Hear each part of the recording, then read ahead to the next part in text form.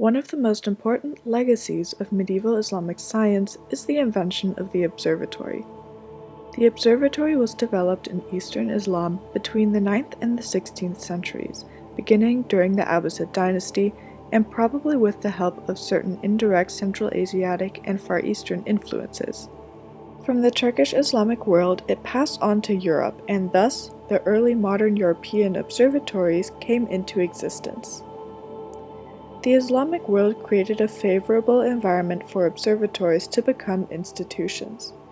Astronomy was extremely important to Islam as religious affairs are closely tied to the lunar calendar and the position of the sun is vital in calculating prayer times. Medieval Islamic observatories were fixed in place, largely due to the scale of their instruments. This allowed for the observatories to become institutions, with an impressive array of instruments, multiple buildings, and their own libraries. Due to their scale, most observatories were funded by kings, but some smaller private observatories existed as well. With their large staff, the Islamic observatories were also places of contact and exchange of ideas for scientists. One of the largest observatories of the Islamic world was the Moraga Observatory, built during the mid-12th century with royal patronage. Interestingly, it was built after the destruction of Baghdad by the Mongols, contradicting the classical narrative which assumes that this marked the end of science in the Islamic world.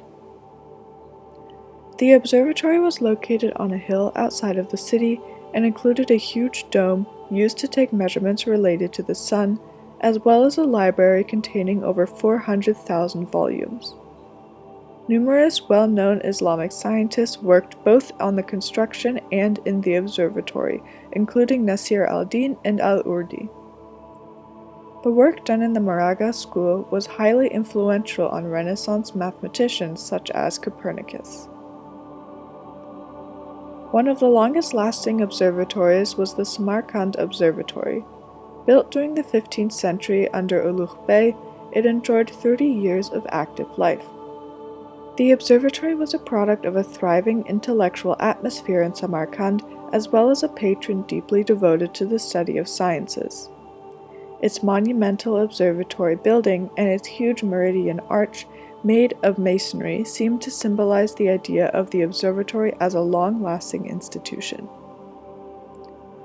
The foundation of the Islamic observatories continued into the 16th century, where the Istanbul Observatory was founded under the guidance of the scientist Taqi ad-Din in order to correct the outdated astronomical tables.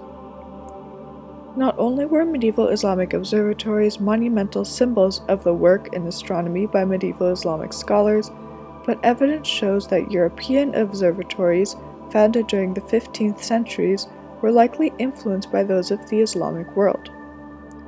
Similarities are found to exist between the early observatories of modern Europe and those of Islam in their most essential features.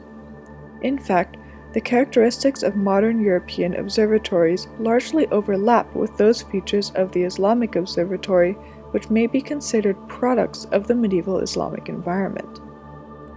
These common features include concern for increasing precision of instruments, the creation of the observatory as an institution with fixed instruments due to large size, the dependence of observatories on royal or state support, the utilitarian character of observatories, etc. This suggests, therefore, that there was more than merely formal similarities and parallelisms, and that there actually existed tangible historical continuity between them. The medieval Islamic observatory was vital in the study of planetary motions and trajectories. The importance of astronomy in Islam encouraged the creation of these institutions, often with the support of royal patronage.